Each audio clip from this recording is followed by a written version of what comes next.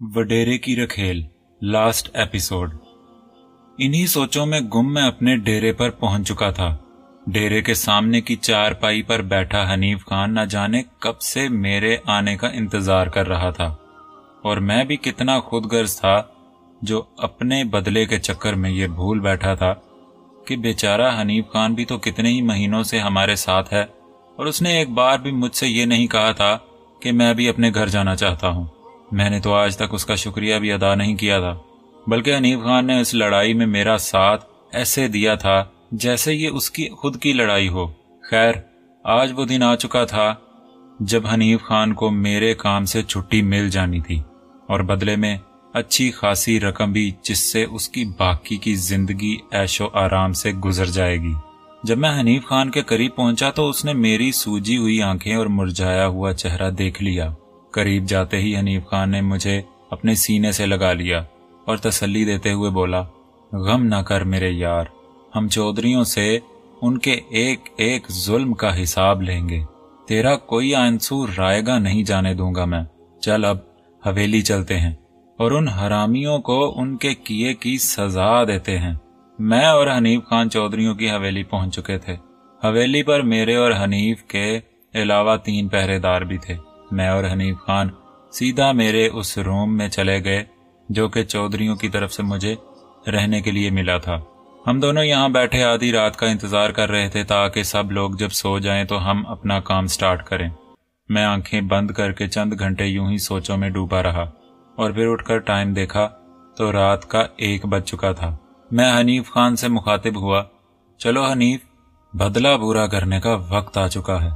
हनीफ ने हाँ में हाँ मिलाई और चलता हुआ मेरे साथ ही कमरे से बाहर निकल गया। दाएं हाथ पर हवेली का मेन गेट था। जब हम गेट पर पहुंचे तो 2 पहरेदार गेट के पास ही कुर्सी पर बैठे बैठे सो रहे थे। मैंने साइलेंसर लगी अपनी ल्यूगर निकाली और 2 फायर कर दिए। दोनों पहरेदार अपनी अपनी कुर्सियों पर ढेर हो चुके थे। अब तीसरे पहरेदार की बारी थी, जो कि यकीनन हवेली की छत पर पहरा दे रहा होगा, क्योंकि उसकी ड्यूटी वहीं छत से ही हवेली के इर्द गिर्द नजर रखने की थी। मैंने हनीफ खान को मेन गेट को ताला लगाने को कहा और खुद छत की तरफ जाने लगा। मैं छत पर पहुंचा तो देखा कि छत पर मौजूद पहरेदार जाग रहा है। फिर मैंने एक चक्कर पूरी छत का लगाया और वापस आकर उस पहरेदार की चारपाई की पिछली जानिब खड़ा हो गया। अब सूरत हाल ये थी कि पहरेदार का रुख हवेली की पिछली जानिब की जमीनों पर था, और उसके एक हाथ में बंदूक जबकि दूसरे हाथ में टार्च थी।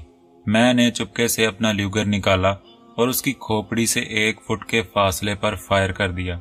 इतनी करीब से जब गोली अंदर घुसी तो उसका भेजा फाड़कर दूसरी जानब से बाहर निकल आई, और साथ में पहरेदार भी ऊंधे मुंह जमीन पर गिर गया। फिर मैं सीढ़ियों से उतरता हुआ नीचे आने लगा। सीढ़ियों के पास ही मुझे हनीफ खान भी मिल गया। मैंने उसे साथ मिलाया और सीधा वड्डा चौधरी के कमरे में पहुंच गए। वड्डे चौधरी के कमरे की कुंडी नहीं लगी हुई थी, सिर्फ दरवाजा बंद कर दिया जाता था। हम दोनों ही बंद दरवाजे को खोलकर अंदर दाखिल हो गए। वड्डे चौधरी को हमारे आने की कोई खबर ना हुई, वो गहरी नींद में था। मैंने पहले इधर उधर देखकर कमरे का जायजा लिया, फिर बेड पर सोए हुए वड्डे चौधरी को एक जोरदार लात मारी। लात लगते ही चौधरी नीचे कालीन पर जा गिरा और हड़बड़ा कर उठ बैठा। मेरे और हनीफ के हाथ में असलहा देखकर चौधरी की घुग्गी बंध गई। ये तुम दोनों यहाँ क्या कर रहे हो? मैंने एक जोरदार कहकहा लगाया और तंजिया निगाह से चौधरी की तरफ देखता रहा।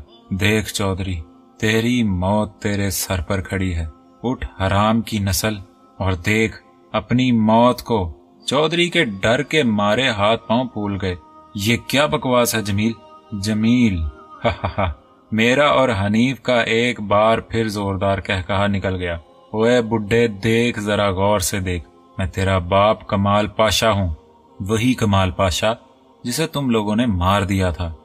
देख, मैं जिंदा सलामत तेरे सामने खड़ा हूँ। चौधरी मेरी बात सुनकर हक्का बक्का रह गया। क्या हुआ चौधरी, पहचाना मुझे? देख, कमाल पाशा तेरी मौत बनकर तेरे सामने खड़ा है। अब कौन बचाएगा तुझे मुझसे? जाओ हनीफ खान, इसके छोटे हरामी भाई को भी जरा यहाँ उठा लाओ, तब तक मैं इसके सेवा करता हूँ। ये कहकर मैं बेड की दूसरी साइड पर कालीन पर बैठे चौधरी की तरफ बढ़ गया और हनीफ खान तेज कदमों से बाहर निकल गया और जाते वक्त कमरे का दरवाजा दोबारा बंद कर दिया। चौधरी के पास पहुंचकर मैंने उसे गजबनाक निगाहों से घूरा और उसे एक टांग से पकड़कर घसीटते हुए कमरे के बीच में ले आया। फिर मैंने चौधरी के मुंह पर एक जन्नाटेदार थप्पड़ मारा। चौधरी एक तरफ लड़क गया। उसके बाद मैंने चौधरी की दोनों टांगों के बीचों बीच एक जोरदार लात मारी। लात लगते ही चौधरी दर्द से बिलबिला उठा। दर्द की शिद्दत से उसकी आंखें बाहर को उमड़ आई थीं। 2 मिनट तक चौधरी कालीन पर ही उथल पुथल होता रहा और मैं गैर इरादी तौर पर इधर उधर नजरें घुमाता रहा। इसी दौरान कमरे का दरवाजा खुला और हनीफ खान छोटे चौधरी को पिस्टल के जोर पर आगे धकेलता हुआ अंदर दाखिल हो गया। मैंने एक नजर छोटे चौधरी पर डाली और हनीफ खान से मुखातिब हुआ। हनीफ खान, बाकी लोग कहाँ हैं? कमाल पाजी, मैंने उन दोनों की बीवियों को और नूर सियाल की बीवी लाइबा को भी एक कमरे में बंद कर दिया है। अच्छा किया हनीफ, पहले मैं इन कंजर के बच्चों का काम तमाम कर दूं, उसके बाद इनकी औरतों को भी खत्म कर देंगे। मेरी ये बातें सुनकर छोटा चौधरी मुझे गसीली निगाहों से देखने लगा।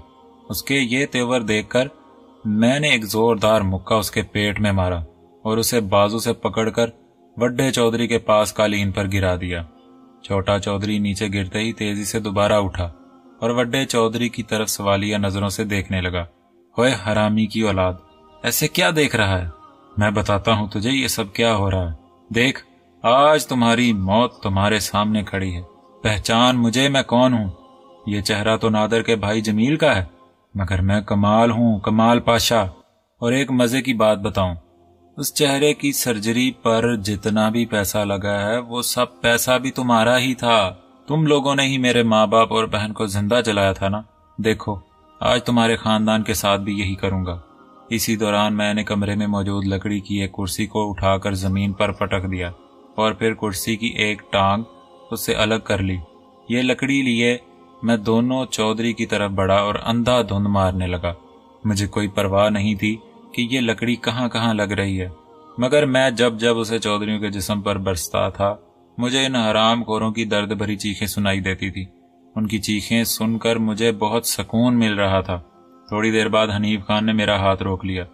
बस कर कमाल, बस कर। अगर यूं ही इन लोगों को मारता रहा तो ये दोनों जल्दी ही मर जाएंगे, फिर तेरा बदला कैसे पूरा होगा? नहीं कमाल, इन्हें इतनी जल्दी नहीं मारना, हम इन्हें अजियतनाक मौत देंगे। तुम बस 2 मिनट यहीं रुको, मैं अभी आता हूँ।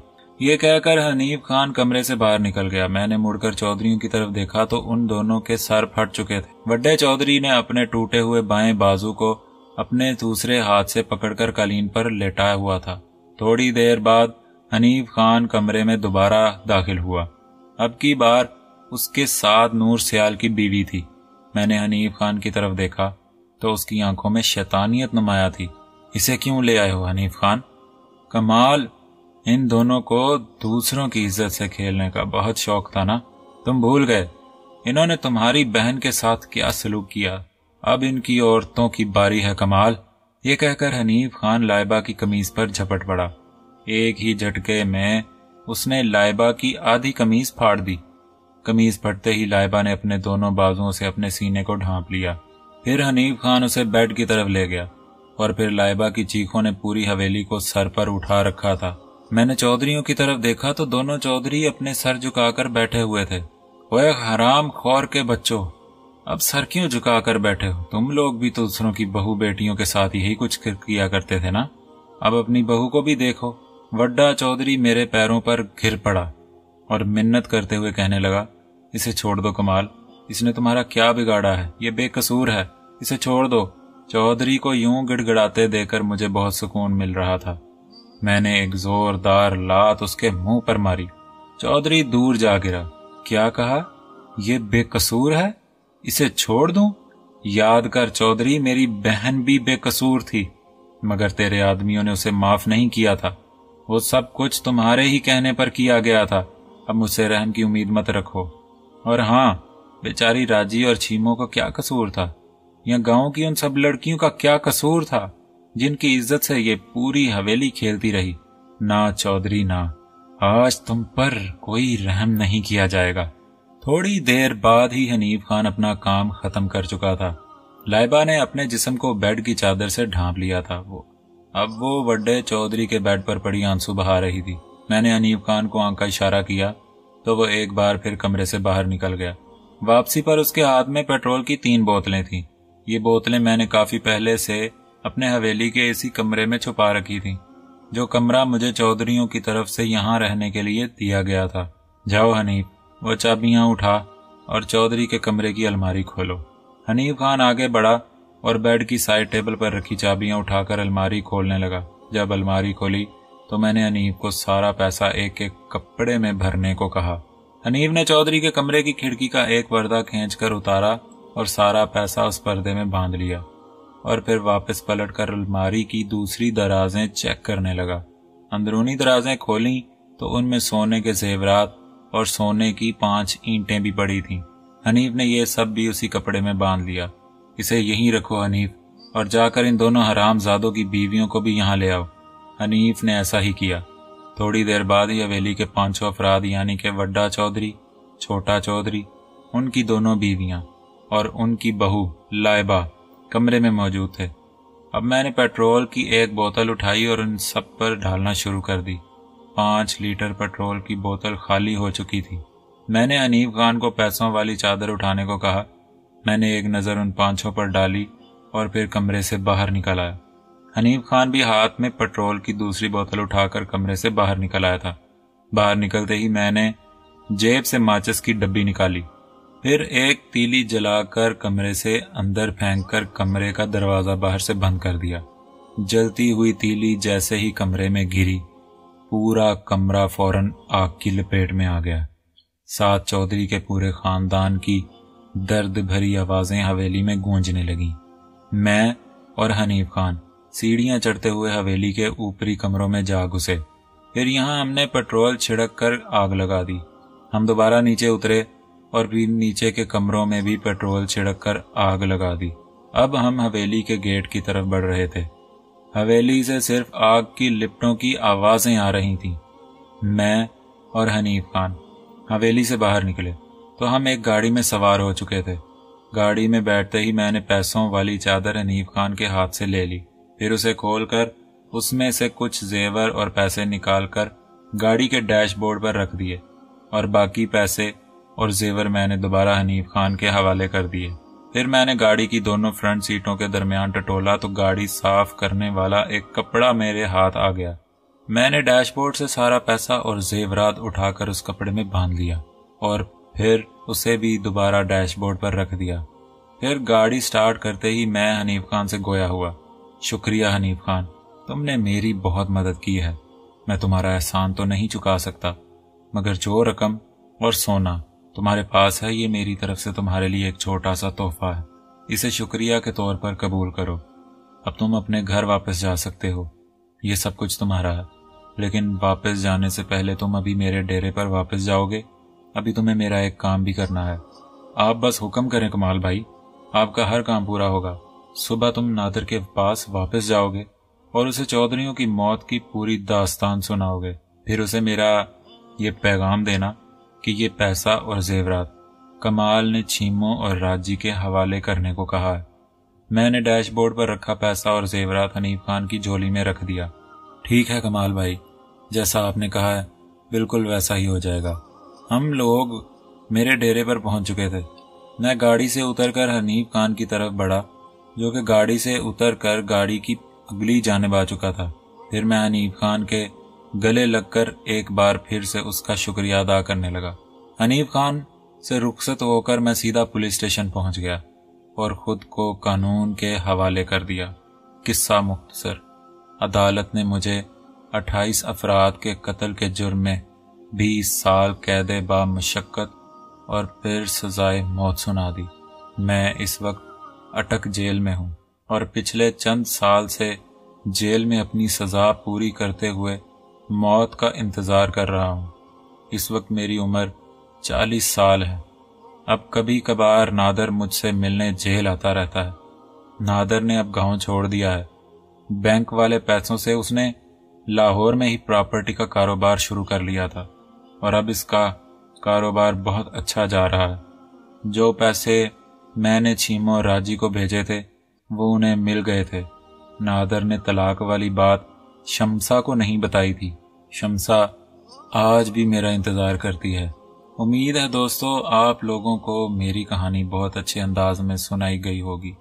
میں نے یہ اپنی کہانی کب، کہاں، کسے اور کیسے سنائی، یہ سب ہمیشہ ایک راز رہے گا۔